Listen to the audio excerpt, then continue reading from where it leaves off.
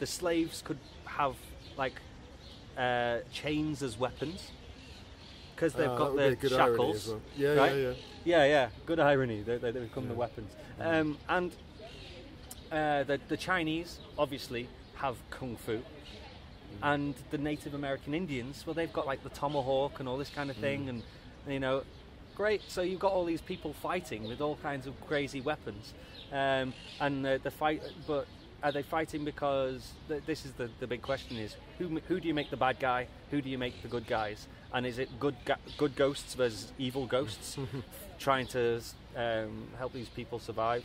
I don't know. I came up with this stupid idea a long time ago, but I've never been bothered to actually write anything about it because, you know, because that's the thing. You think, God, it pains me the idea of actually putting pen to paper with that piece of bullshit, because you know it would be a complete Hollywood piece of trash, wouldn't it? So writing songs by comparison is much easier. It's much shorter as well, isn't it?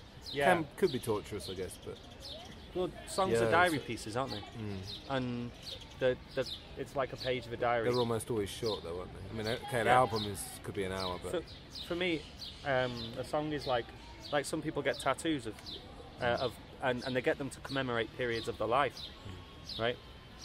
And I know people that do this. Well, I mean, I know that in some traditions that is why they get them, right, to commemorate certain memorable parts of their life. And for me, that's what a song is. It's something that commemorates. The song might not be about that situation, but the time it was written, the inspiration it was written under, can sometimes be completely different to the intention of the lyrics. And I remember, like, I wrote a song called My Philosophy. I still haven't recorded it yet. It's a great tune.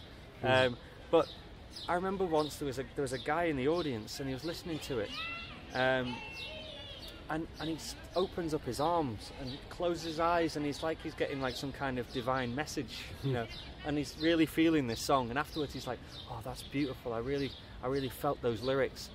And the song was written when I was just having one of those lazy days and I didn't want to get out of bed. And the lyrics are like that. You know, do you ever wake up to find you dreamt the day away? Well, this is what I say: don't let the day get in your way. I mean, it's quite... People can relate to that. Being tired and struggling to get inspiration. But like this guy was picking up some completely different vibe from the lyrics. Yeah, well. But that's the thing. As soon as you release it anyway, it becomes public, doesn't it? As soon as you release art into the public, it becomes theirs and becomes theirs to interpret however they want. I was going to say your interpretation is pretty much obsolete after a while. Yeah. All right, let's talk about performing. You know, I do enjoy asking this kind of deep philosophical question about why people perform.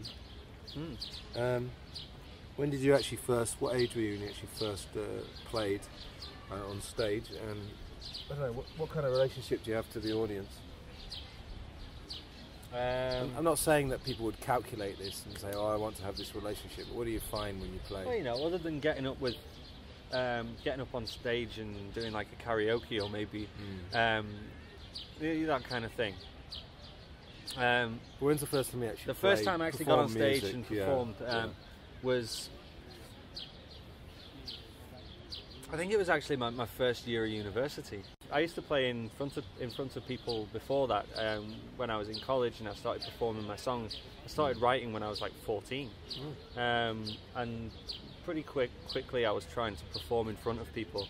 I was trying to impress my dad and my uncle especially, and my brother was always getting my newest song. I had to share it for it to really exist, you know. And that's the thing, you have to share it.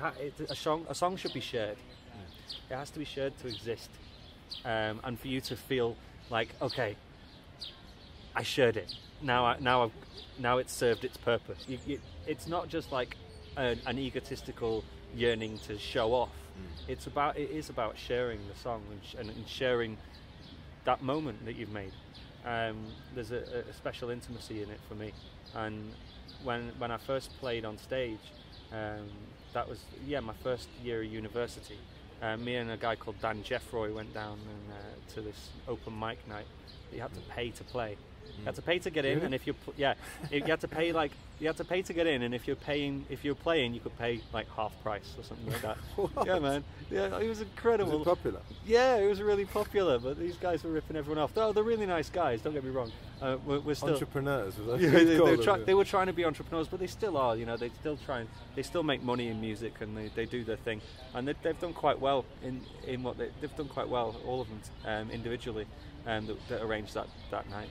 And anyway, but enough about them. But we got on. I went on first. I think Dan just wanted to play some Oasis tracks or something to break.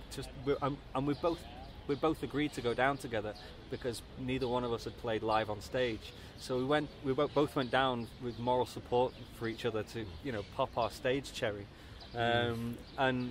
And it was amazing. The time flew so fast. It was like the first song had happened, and it was like I'd started the first song and it had ended with the end of the last song. It was that fast, And then it was over, and that was 3 songs.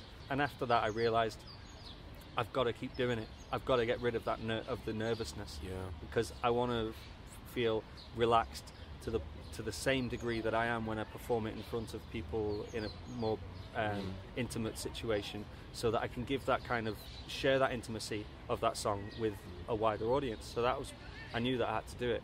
And then I started, later on, arranging my own open mics. I was arranging quite a few, actually. Where was that? This was when I was at university in Preston. Oh, right. And I ended up, I actually dropped out of uni for a while to look further into this event arranging thing. I was doing lots of event arranging, and a lot of people thought I was being really lazy and not doing anything. They didn't realise that there was a lot involved, right? There's more than meets the eye when it comes to arranging events. We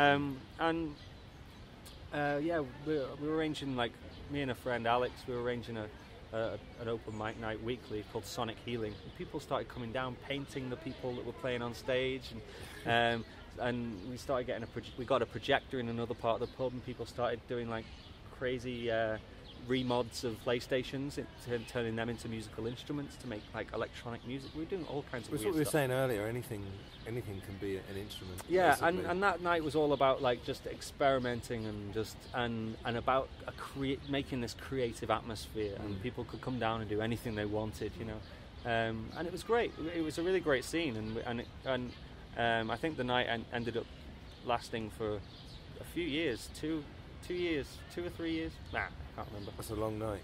It was a long night. Yeah. But I was doing them in other places, and one of them that I was doing in the Ship, that's still going today. 2 of my friends have that's changed hands so many bloody times now.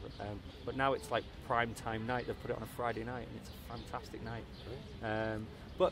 So I really got into this kind of performing on stage, and the funny thing is Dan, who I'd gone on stage with the first night, he ended up going the band way straight away, and got into this band and was gigging with the band all the time. And then he came down a few years later and played at one of my open mics and completely bricked it. And he was like, I've forgotten how hard it is to just play on your own, because when you're in a band you can hide behind everyone, right? And when you're on your own, all eyes are on you. Don't fuck up. Yeah. If you're in a full band, you can play the odd bum note, or you can go out of rhythm. You can even just let go of the guitar. You can get the lyrics wrong. There's so much going on. No one's listening to one individual part. So you can kind of sit back in the comfort of the band. And he's right. When you're just playing on your own, there is a lot of responsibility to get it right, but also there's a lot of responsibility to relax and do it right. What I'm getting from what you're saying is that it's a communal thing. It's very important, isn't it? The sort of relationship between the performer and the audience. Yeah, absolutely. I'm the same. I just love it. I just love seeing people look happy about something you've created and getting into it. From what I've seen, you're not the kind of performer who's trying to perform any histrionics. You're just putting the song across, right? Yeah. No, I just like to. For me, it's It's like I'm exercising the demons, really. I get up and just try and give it everything.